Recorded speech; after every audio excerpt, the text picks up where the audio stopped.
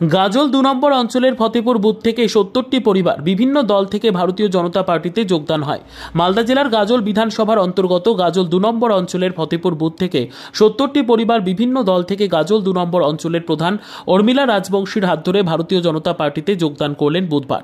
এমনি কর্মসূচিতে উপস্থিত ছিলেন গাজল ২ নম্বর অঞ্চলের প্রধান উর্মিলা রাজবংশী, গ্রাম পঞ্চায়েতের বুথ সভাপতি সঞ্জয় সরকার, পঞ্চায়েত প্রতিমা সরকার, বুথ কর্মী মানিক সরকার, অনি সরকার, গাজল ব্লক ১-এর সভাপতি নিহার রঞ্জন মণ্ডল সহ অন্যান্যরা। গাজল ২ নম্বর অঞ্চলের প্রধান উর্মিলা রাজবংশী জানিয়েছেন, গাজল ২ নম্বর অঞ্চলের ফতেপুর বুথ থেকে বিভিন্ন দল থেকে এসে আমাদের ভারতীয় বিজেপি জনতা পার্টিতে ৭০টি পরিবার যোগদান করে, তাতে আগামী দিন বিধানসভাতে আমাদের ভিত শক্ত হলো। আজকে আপনারা কোথায় কি করলেন? আজকে আমরা ফতেপুরে বুথে সবাই মিলে ৭০টা পরিবারে যোগদান দিলাম, জয়েন করলাম। কিসে? বিজেপি প্রধানের হাত ধরে। আপনার নাম? প্রদীপ সরকার। আজকে আপনারা কোথায় কি করলেন?